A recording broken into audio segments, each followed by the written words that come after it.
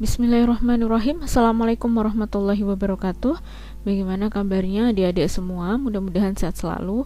Oke, hari ini kita akan mempelajari tentang morfologi insekta 5. Dalam hal ini kita akan belajar tentang Tribus Culicini gitu ya, dan Toxoricini. Ya, kita awali dulu dari Tribus Culicini, yaitu ada Culex sp. Kalau sebelumnya kita belajar tentang Aedes dan Anopheles gitu. Kalau Aedes dia lebih suka dalam lingkungan pada air jernih, sedangkan Anopheles sawah, lagun, kemudian di bawah kaki gunung, kemudian daerah pesawahan bekas tapak kaki kerbau atau kaki kuda gitu ya. Dan kemudian ada daerah-daerah yang sawah, nah itu dia lebih suka di sana Anopheles. Kalau Culex dia lebih suka di daerah yang selokan, parit atau comberan. Nah, stadium telur ini tersusun rakit gitu ya, seperti rakit di permukaan air keruh. Yang perlu kita pahami adalah di air keruh. Kalau seperti tadi bergerombol di air jernih adalah Aedes. Seperti itu. Stadium larva sifonnya bentuk trompet di sini. Dia bentuknya trompet pada segmen abdomen ke-8. Nah, pada saat sifon membentuk sudut di air keruh. Kalau membentuk sudut di air jernih adalah Aedes. Nah, sifon dengan lebih dari satu berkas rambut di seberang distal pecten ini banyak sekali gitu ya. Nah, selanjutnya ada stadium pupa, sifon panjang dan ramping. Ini sifonnya. Kalau lebar adalah Aedes gitu ya, pendek itu adalah Anopheles. Tipe padelnya halus. Kalau tadi tipe padelnya bulu-bulunya pendek di sekitar padel itu adalah Aedes aegypti. Kalau panjang-panjang itu Aedes albopictus begitu. Kalau ini adalah tepi padelnya lebih halus. Nah, stadium dewasa Scutellum trilobi. Daerah sini Scutellum trilobi, palpus pada betina lebih pendek daripada proboscisnya. Kemudian sewaktu istirahat proboscis dan badan dalam 2 sumbu. Seperti itu. Kemudian nyamuk, ujung nyamuk betina tumpul, kemudian sersnya pendek atau retraksi. Nah, tubuh toraks tanpa noda-noda gitu ya. Toraksnya nggak ada noda-noda nih begitu. Kalau tadi kan ada noda-noda adalah Aedes begitu. Nah, sisik sayap sempit panjang dengan ujung runcing. Ini sisik sayap panjang dengan ujung runcing. Ini sisik-sisik sayapnya. Ini adalah dari sel-selnya dan ini vena-venanya. Kemudian menghisap darah pada malam hari. Jadi kalau kalian digigit nyamuk pada malam hari ada kemungkinan kalau tidak Anopheles ya Culex seperti itu. Kalau Aedes di pagi hari. Mansonia ini ciri khasnya adalah dia berkumpul pada satu titik gitu ya, membentuk suatu sumbu, kemudian dia akan punya runcing ujungnya. Itu kenapa? Untuk melekat pada tanaman air. Contohnya adalah eceng gondong dan teratai. Jadi kalau dia tidak punya ujung yang runcing, bagaimana dia bisa nempel begitu? Jadi dia akan terpusat satu titik ya, bergerombol. Kalau tadi seperti rakit di air keruh adalah Culex. Kalau di bergerombol satu titik gitu ya, jadi kayak punya pusaran, kemudian ujungnya adalah runcing, yaitu dia Mansonia. Nah, stadium larvanya memiliki sifon. Ini sifonnya ya. Sifonnya cenderung pendek, kemudian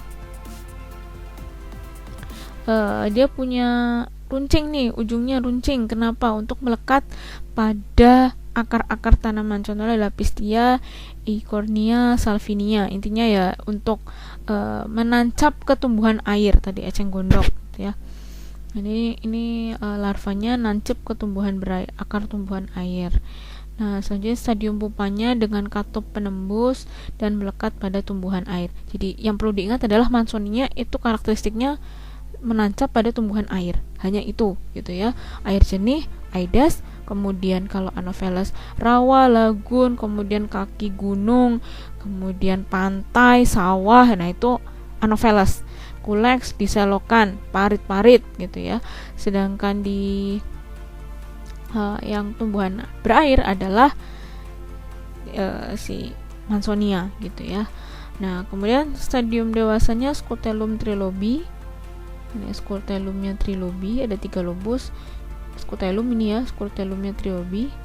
Kemudian palpus pada betina lebih pendek daripada proboscis. Ini adalah proboscisnya, ini palpusnya nih. Ini palpus, ini adalah proboscis, ini antenanya. Ini antenanya pilose atau pendek dan jarang. Nah, sayapnya bercak-bercak.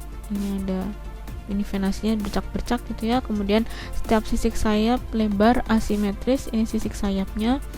Kemudian bagian sempit berwarna gelap dan terang bergantian. Ini gelap, terang, gelap, terang. Nah, kemudian abdomen ujung tumpul terpancung, kaki belang-belang putih. Ini kakinya. Menggigit pada siang dan malam hari. Ini kalau Mansonia. Jadi dia bisa sebagai diet beater atau menggigit siang hari sama di malam hari. Jadi bisa nokturnal dan diurnal begitu ya. Tadi saya ulangi lagi, kalau yang menggigitnya di pagi hari dan agak sore hari gitu ya, atau lebih ke nokturnal, dia adalah diurnal. Diurnal itu adalah Aedes. Jadi Aedes punya menggigit waktu menggigit ya di siang hari. Di pagi hari jam 8 sampai jam 10. Kalau yang malam hari adalah Anopheles gitu. Kalau siang hari adalah Mansonia. Malamnya Mansonia juga gitu. Kemudian kalau Culex itu tadi di malam hari. Anopheles malam hari. Aedes tidak mungkin di malam hari. Gitu ya. Nah, selanjutnya ada Armigeres. Armigeres itu vektor dari penyakit filariasis termasuk dalam subfamilia Culicinae tribus Aedini, genus Armigeres. Morfologinya mirip dengan Aedina lainnya yang berada di wilayah Australia dan Oriental. Ini ukurannya lebih besar dan proboscisnya melengkung ke bawah dan rata secara lateral. Bagian dorsal lebih merata dan meluas. Mata majemuk dipisahkan mata majemuk di bagian tengah oleh 2 baris sisik panjang. Kemudian seta akrostikal, seta dorsosentral, dan seta prespirakural tidak ada. Ada skala postpirakural terdapat pada subgenus Armigeres, tapi tidak ada kalau tidak ada postpirakuralnya maksudnya itu adalah Leicesteria.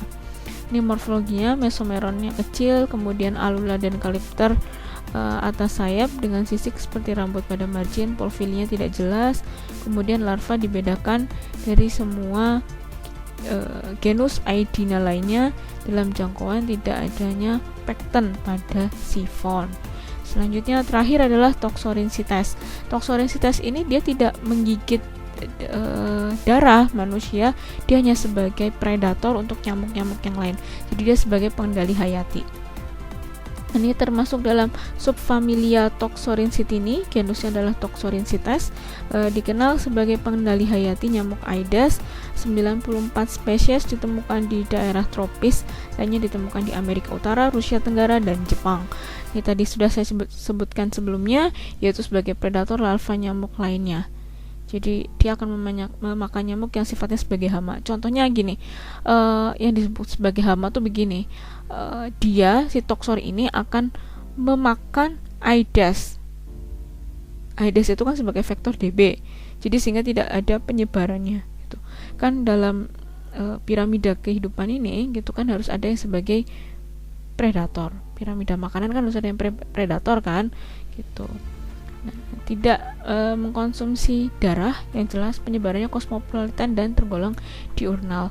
Ini bedanya dari masing-masing telur. Nah, ini telur yang nomor D ini adalah cenderung punya Toxorynchites. Ini Aedes gitu ya. Yang B adalah Culex. Sedangkan yang A ini sudah jelas Anopheles. Anopheles ini punya alat apung gitu ya, bentuknya seperti kasa. Itu adalah yang bentuknya seperti kasa adalah yang Aedes gitu.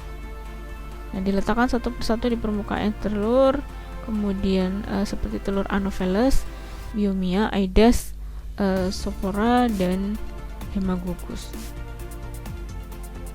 Larvanya panjang 12-18 mm, warnanya merah gelap, punya sifon, kemudian hidup terutama di habitat kontainer, ada lubang pohon, tunggul bambu, kaleng, dan pot penyimpanan air. Ya tadi karena perannya dia sebagai predatornya dari nyamuk Aedes begitu. Aedes kan sukanya di tempat-tempat yang kontainer-kontainer, tergantung ya kontainernya buatan ya itu Aedes aegypti, kalau alami adalah Aedes albopictus gitu. Nyamuk dewasanya panjangnya 19 mm, itu termasuknya besar gitu ya. Kemudian lebar sayapnya 24 mm, berwarna biru metalik atau hijau metalik gitu ya. Nah, kemudian ada jambul warna hitam, dia punya jambul nih. Ini ada jambulnya nih, ini loh. Jambul ini nih. Nah, jambul ini warna hitam, putih atau merah, proboscis melengkung. Ya, dia proboscisnya cenderung melengkung. Nah, karena melengkung ke belakang, dia cenderung tidak bisa nusuk ke kulit manusia. Kata di perannya juga bukan peran untuk sebagai vektor penyakit, bukan, dia hanya sebagai pengendali hama hayati gitu. Nyamuk dewasa hidup dari bahan kayak karbohidrat seperti madu, sari, dan jus dari tanaman yang rusak, sampah, buah, dan madu begitu. Oke, sekian dari materi Insekta 5. Mudah-mudahan bermanfaat. Kalau ada tutur kata yang kurang berkenan, saya mohon maaf. Billahi taufiq wal hidayah. Wassalamualaikum warahmatullahi wabarakatuh.